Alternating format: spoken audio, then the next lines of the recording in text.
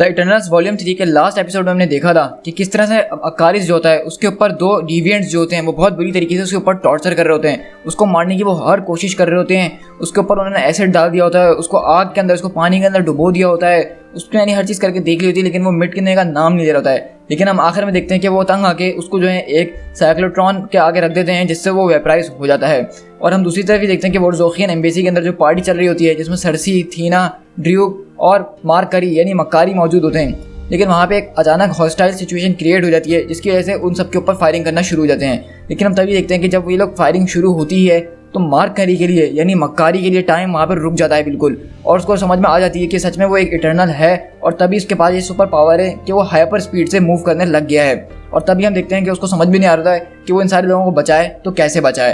अब आगे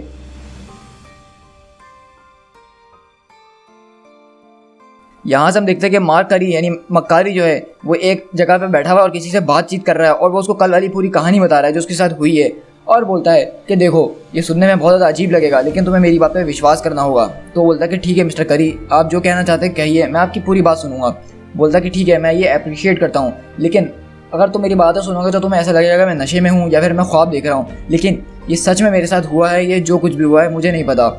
तो दूसरे जो सामने आदमी बैठा हुआ होता है वो बोलता है कि तो आपके साथ ये हुआ है कि वोर्जोखियन एम्बेसी के अंदर अचानक से टेररिस्ट आ गए और उन्होंने आप लोग के ऊपर फायरिंग शुरू कर दी, और उसके बाद क्या हुआ। तो बोलता है कि हाँ, उसके बाद टाइम जो है कम्प्लीटली मेरे लिए रुक चुका था, मतलब मैंने अपनी सोच से भी ज़्यादा तेज़ मूव करना शुरू कर दिया था, और मुझे अब ये जल्द से जल्द पता लगाना था कि मैं इन गोलियों और ये गन मैन का क्या करूं। मुझे उस वक्त समझ में नहीं आ रहा था कि मैं करूं तो क्या करूं, लेकिन मुझे इस चीज़ का भी आइडिया नहीं था कि ये टाइम मेरे लिए रुका है तो कितनी देर के लिए रुका है और ये कब तक रुके रहने वाला है। तो मुझे जो कुछ करना था वो बहुत जल्द से जल्द करना था। तो वहाँ पर मैंने एक मेटल वाज उठाया और उसके अंदर सारी गोलियों को जमा करना शुरू कर दिया। तो अब जो है वहाँ से सारी गोलियाँ ख़त्म हो चुकी थी, ये एक शुरुआत थी। और वो बोलता कि मेरे सामने की जो सारी दुनिया थी वो मुझे ब्लू तरह में नज़र आ रही थी और मेरे पीछे की सारी दुनिया वो रेड में नज़र आ रही थी। तो इससे मुझे यही बात समझ में आ रही थी कि जो ब्लू चीज़ है वो मेरे लिए बिल्कुल रुक चुकी है और जो रेड है वो शायद आहिस्ता आहिस्ता मूव कर रही है। लेकिन अब मुझे जल्द से जल्द ये फिगर आउट करना था कि मैं किस तरह से इन गन से जान छुड़वाऊँ। तो मैंने जो है अपनी बहुत ज़्यादा स्पीड के साथ और मैंने बहुत ज़्यादा एहतियात करा और आराम से उनके हाथों से उनकी गन्स ली।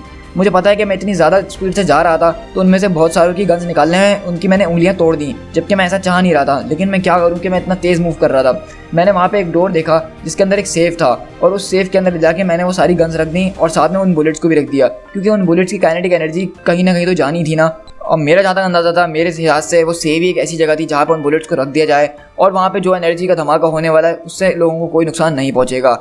लेकिन जब मैंने ये सब करके वापसी अपनी जगह पे आया तो मुझे आहिस्ता आहिस्ता फील होना शुरू हुआ कि जो चीज़ मेरे सामने ब्लू थी अब वो रेड होना शुरू हो गई और आहिस्ता आहिस्ता चीज़ें ब्लर होना शुरू हो गई। मतलब मैं फील कर सकता था कि अब चीज़ें दोबारा से वैसी हो रही हैं जैसे पहले हो रही थी, और मैंने उसको दोबारा से चीज़ों को स्लो डाउन करने की कोशिश करी, लेकिन मैं उनको स्लो डाउन दोबारा वैसे नहीं कर पाया। और जो सामने गनमैन खड़े थे मैं उनके अंदर इतनी रफ्तार से जाके घुसा कि उनमें से बहुत सारों की तो हड्डियाँ कम से कम टूटी गई होंगी। मेरी नहीं टूटी, क्योंकि मेरे अंदर कुछ अब अलग ही चीज़ आ गई थी। और वहीं पे हम देखते हैं कि वो जो सुपर हीरोज़ होते हैं, जो कि शो के सुपर हीरोज़ होते हैं, जो पार्टी में आए हुए होते हैं, उनमें से 2-3 लोग बोलते हैं कि अब हमें यहाँ पे जो है लोगों की मदद वगैरह करनी होगी। लेकिन उसमें से 2-3 लोग बहस कर रहे होते हैं कि नहीं, हम लोग ये नहीं करने वाले, हम लोग यहाँ पर स्टार हैं, हम लोग कोई सुपर हीरोज़ नहीं हैं। लेकिन उसमें से एक लड़की जो होती है वो उन गुंडों की तरफ उनको मारने के लिए जा रही होती है। लेकिन हम तभी देखते हैं कि उसमें से एक टेररिस्ट जो है एक चाकू निकालता है और तभी वो चाकू जो है अचानक एक फूल के अंदर बदल जाता है और इस तरह से वो सुपर हीरोज़ को मार देती है। लेकिन किसी को समझ में नहीं आ रहा था कि ये सब चीज़ें हो रही हैं तो कैसे हो रही हैं। तो वहाँ पर सर्सी मक्कारी के पास आती है और पूछती है कि मार्क, तुम्हारे साथ आखिरकार हुआ क्या है, क्या तुम ठीक हो। और वहाँ पे मार्क बोलता है कि उस वक्त मैं सिर्फ दिमाग में यही सोच रहा था कि मेरे पास सुपर स्पीड है, तो इसका मतलब ये है कि मैं एक तरह का सुपर हीरो हूँ और मुझे रजिस्टर्ड होना पड़ेगा गवर्नमेंट के जरिए। लेकिन मैं सुपर हीरो नहीं बनना चाहता हूँ और ना ही मैं रजिस्टर्ड होना चाहता हूँ। लेकिन मैं ये सारी बातें सोच ही रहा था कि इतनी देर में एक मेटल एम्पलीफाइड वॉइस आई जो कि थी, please stand clear of the wall. और हम तभी देखते हैं कि वहाँ पर आयरन मैन पहुँच जाता है और इस तरह से मक्कारी आ जाता है कि वहाँ पे आयरन मैन पहुंचता है और सिचुएशन को कंट्रोल करने की कोशिश कर रहा होता है। लेकिन उस दिन और भी बहुत सारी वियर्ड चीज़ें हुई। इस तरह के मैंने देखा कि एक टेररिस्ट के हाथ में एक नाइफ थी और वो अचानक मेरी नज़रों के सामने एक फूल के अंदर बदल गई। मैं इतनी तेज़ी से मूव कर रहा था कि किसी ने मुझे देखा भी नहीं और किसी को कुछ पता भी नहीं चला। तो ये सब चीज़ें मेरे लिए बहुत ज़्यादा स्ट्रेंज हैं। तो वहीं पर आयरन मैन पूछता है कि ये बताओ कि यहाँ पे इंचार्ज कौन है। तो वो बोलता है कि डिप्टी प्राइम मिनिस्टर ड्र्यूक वो है यहाँ का इंचार्ज, लेकिन वो इस वक्त यहाँ पे मौजूद नहीं होता। और वो बोलता है कि वो लोग कुछ लोगों को छत पे भी लेकर गए हैं, मोस्टली उसमें से साइंटिस्ट वगैरह थे जिनको वो अपने साथ लेकर गए हैं। और वहाँ पे देखते हैं आयरन मैन जो छत की तरफ जाता है और वहीं पे आयरन मैन वापसी आता है और बोलता है कि मिस सर्सी, क्या मैं आपसे कुछ बात कर सकता हूँ? तो सर्सी बोलती है कि जी बिल्कुल। और वहाँ पे मार्क करी बोलता है कि मुझे समझ में नहीं आया कि सर्सी उस मोमेंट जो है आयरन मैन के साथ चले गए कुछ बात करने के लिए, और मैं वहाँ पे खड़ा रहा और सिर्फ यही बातों में गौर करता रहा जो ए.के. हैरिस ने मुझसे कही थी, और मुझे अब ऐसा लगने लगा है कि उसकी बातों में दम जरूर था, और तभी मैं तुमसे यहाँ मिलने आया हूँ। तो हम बेसिकली देखते हैं कि मार्क करी जिससे बात कर रहा था वो वही बच्चा होता है स्प्राइट, जिसके बारे में ए.के. हैरिस ने कहा था कि ये भी हम में से एक है, क्योंकि अब मार्क करी को लग रहा था कि वो एक इटर्नल है, तो वो भी इस लड़के के पास आ गया ताकि हो सकता है कि ये इसकी बात समझ जाए। तो वो स्प्राइट पूछता है कि अच्छा ये बताओ कि तुमने उसके बाद से अपनी पावर इस्तेमाल करने की कोशिश करी है, मतलब क्या तुम दोबारा से वैसे ही सुपर फास्ट मूव कर सकते हो? बोलता कि नहीं, ऐसा कुछ खास तो नहीं, मैंने कोशिश करी लेकिन ऐसा कुछ फर्क तो नहीं पड़ा, अब मैं वैसे ही मूव कर रहा हूँ जैसे हर कोई मूव करता है। और हैरिस ने मुझसे ये भी कहा था कि हम लोग कुछ अलग हैं, हम लोग इटर्नल्स हैं, और उसने ये भी कहा था कि तुम भी एक इटर्नल हो। तो स्प्राइट बोलता है क्या तुम उसकी बात पे बिलीव करते हो? तो बोलता है कि हाँ हो सकता है, क्योंकि जो एम्बेसी के अंदर मेरे साथ हुआ उसके बाद मेरी थॉट चेंज हो गई है, मैंने एक बहुत ज़बरदस्त पावर फील करी थी अपने अंदर, और कुछ टाइम के लिए मुझे ऐसा लगा कि एक ह्यूज ग्रेटर माइंड है हमारे पीछे जो कि हमसे ये सब करवा रहा है। ये सुनने में बहुत ज़्यादा अजीब लगेगा लेकिन मुझे एक मोमेंट के लिए कुछ ऐसा ही लगा था। तो स्प्राइट बोलता है कि तुम्हारी इन सारी बातों से मुझे इतना ज़्यादा क्रेजीपन नज़र नहीं आ रहा मिस्टर करी, लेकिन मुझे तुम्हारी सबसे ज़्यादा एक बात जो तंग कर रही है वो ये है कि वो जो डॉक्टर्स जो कि ए.के. हैरिस को अपने साथ ले गए हैं, आखिरकार वो लोग थे तो कौन थे? और हम बेसिकली उन दोनों लोगों की तरफ ही देखते हैं जो कि हमें यहाँ पर रिवील होता है कि वो लोग जो हैं वो एक अजीब व गरीब रिलीजन फॉलो करते हैं, और वो होते हैं डिविएंट्स। मतलब ये लोग डिविएंट्स हैं और ये इंसानों के रूप में दुनिया में घूम रहे हैं, और तभी ये अकारिस के पीछे पड़े हुए थे उसको मारने के चक्कर में, क्योंकि अकारिस सबसे ज़्यादा पावरफुल इटर्नल माना जाता है।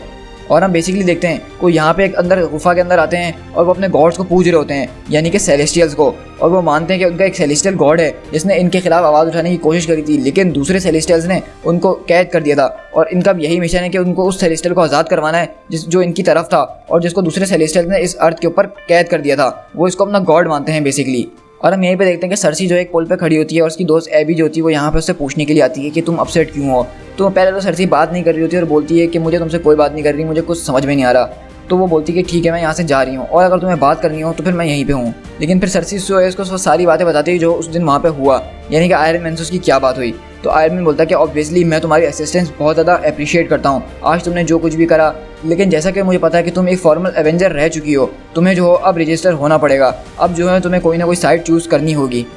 लेकिन सर्सी बोलती है कि क्या कह रहे हो आयरन मैन, मैं समझी नहीं तुम्हारी कोई बात, मैं फॉर्मल एवेंजर, ये कैसे हो सकता है? तो आयरन मैन बोलता है कि क्या मतलब, तुम ये कह रही हो कि तुम एक एवेंजर का हिस्सा नहीं थी? लेकिन मुझे तो ऐसा नहीं लग रहा है, मेरे पास तो और भी सारे रीज़न है जिसकी वजह से मैं तुमसे ये कह रहा हूँ। तो सर्सी बोलती है कि नहीं, मैं एवेंजर्स की बात तो कर ही नहीं रही, मैं तो पहली बात ये कर रही हूँ कि मैं तो कोई सुपर हीरो ही नहीं हूँ, और तुम बात कर रहे हो कि मैं एवेंजर्स के अंदर थी, मेरे पास जब कोई स्पेशल पावर नहीं है तो मैं एवेंजर्स के अंदर कैसे हो सकती हूँ? तो आयरन मैन बोलता है कि वेरी वेल, अगर आपको इस तरह से खेलना है तो हम फिर आपके साथ इसी तरह से खेलेंगे, लेकिन सर्सी ये मेरी बात याद रखो, तुम कभी भी अब जो न्यूट्रल नहीं रह सकती हो, अब तुम्हें डिसाइड करना ही होगा कि तुम किसकी तरफ हो, या तो गवर्नमेंट के साथ हो या गवर्नमेंट के खिलाफ हो। तो बेसिकली हमें यहाँ से ये बात पता चली है कि आयरन मैन बोल रहा है कि सर्सी जो है कभी ना कभी एवेंजर्स का हिस्सा हुआ करती थी, और ये बात आयरन मैन को तो याद है लेकिन सर्सी को याद नहीं है।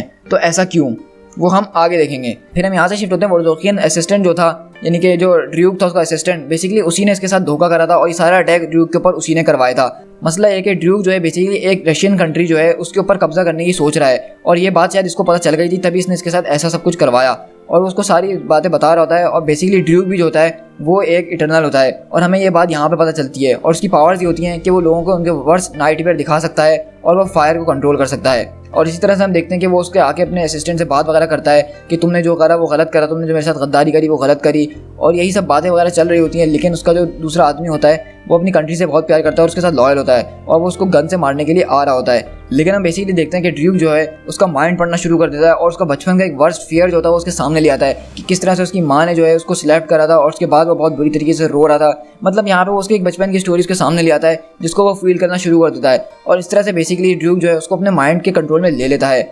और वो बोलता है अब तुम्हारे लिए बेहतर यही होगा कि इस गन को तुम अपने गले पे रखो और उस सारी शर्म से बचने के लिए अपने ऊपर गोली चला लो। और हम देखते हैं कि वो अपने ऊपर खुद ही गोली चला लेता है। तो ये बेसिकली ड्यूक की पावर है।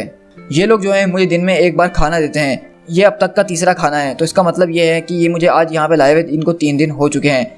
इनमें से एक जो है अंदर आता है जो खाना देता है, और दूसरा आदमी डोर के ऊपर खड़े होकर प्रोटेक्शन करता है। और हम वहीं पे देखते हैं कि थीना एलियट जो साइंटिस्ट होती है उसको यहाँ पर रखा गया होता है, और बोलती है कि प्लीज़ मुझे छोड़ दो, मेरा एक छोटा बच्चा है, तुम लोगों ने पहले मेरे हस्बैंड को मार दिया है, अब सिर्फ मेरा बच्चा रह गया, कम से कम मुझे उसके पास तो जाने दो, प्लीज़ मेरी बात पे यकीन करो। मेरा पर्स देख लो, उसके अंदर मेरा वॉलेट है, उसके अंदर उसकी तस्वीर है, तुम शायद तब जाके समझो। क्या तुम्हारे पास चिल्ड्रन नहीं है? क्या तुम लोग इंग्लिश नहीं समझते हो? लेकिन तभी हम देखते हैं कि थीना के दिमाग में ये सारी बातें जो हैं एकदम फोकस्ड हो जाती हैं और उसको हर चीज़ के ऊपर, छोटी से छोटी चीज़ के ऊपर फोकस आना शुरू हो जाता है। वो पहले से स्मार्ट तो थी ही, लेकिन अब उसकी स्मार्टनेस जो है ट्रेजेडी और टैक्टिक्स के अंदर बदलना शुरू हो गई। अचानक उसके सामने सिर्फ 2 चीज़ें नजर आने लगी, रिजेक्ट या एक्सेप्ट। उसकी थॉट जितनी जल्दी मूव कर रही थी कि वो हर चीज़ का रिजल्ट अपने सामने देख पा रही थी। मतलब अब उसको सिर्फ यही चूज़ करना था कि वो उसको ये रिजेक्ट करे या एक्सेप्ट करे। उसने अपनी ज़िंदगी के पिछले 3 साल जो है वेपन्स बनाने में निकाल दिए, लेकिन अब वो खुद एक वेपन बन चुकी थी। और इस तरह हम देखते हैं कि थीना जो होती है उसकी इटरनल पावर्स भी जागना शुरू होती हैं, जिसकी वजह से उसके सेंसेस बहुत ज़्यादा बढ़ जाते हैं और वो उन गार्ड्स को आसानी से निपटा देती है। और थीना इतनी ज़्यादा चालाक हो चुकी थी अब तक कि उसको ये बात समझ में आ गई कि उसको गोली नहीं चलानी है इन लोगों के ऊपर, वरना जो दूसरे बाकी के गार्ड्स हैं वो सब अलर्ट हो जाएंगे। और उसने वहाँ पे एक गार्ड का फ़ोन उठाया और सीधा कॉल मिलाई अवेंजर्स हेडक्वार्टर यानी स्टार्क टावर के अंदर। और हम यहाँ से बेसिकली देखते हैं कि टोनी स्टार्क जो है अपने स्टार्क टावर के अंदर आके फॉर्मर एवेंजर सर्सी की सारी रिकॉर्ड फाइल्स चेक कर रहा होता है। लेकिन हम देखते हैं कि जब वो सर्सी का सर्च करता है नाम, तो वहाँ पे कोई रिकॉर्ड और कुछ भी नहीं आ रहा होता। तो ये देख के आयरन मैन भी चौंक जाता है। तो वहीं पे जारवेस बोलता है कि टोनी स्टार्क, आपका सेल फोन पे कॉल आ रही है, क्या आप रिजेक्ट करना चाहेंगे या एक्सेप्ट करना चाहेंगे? तो टोनी बोलता है कि मैं एक्सेप्ट करूंगा। और इस तरह से हम देखते हैं कि वहाँ पे थीना जो है वो बोलती है कि टोनी, क्या तुम इस सेल फोन को ट्रैक कर सकते हो? तो बोलती है कि ऑफकोर्स थीना, लेकिन आखिरकार तुम हो कहाँ? तो बोलती है कि बस तुम इस कॉल को ट्रैक करो और फ़ौरन मेरे पास आ जाओ। तो आयरन मैन फ़ौरन वहाँ से सोनिक बूम के साथ निकलता है और बोलता है कि बस मैं अभी आया। और वहीं पे हम देखते हैं कि थीना भी जो है वहाँ पे खड़े होकर सिर्फ उसका इंतज़ार कर रही थी जब तक उसने सोनिक बूम नहीं सुन लिया।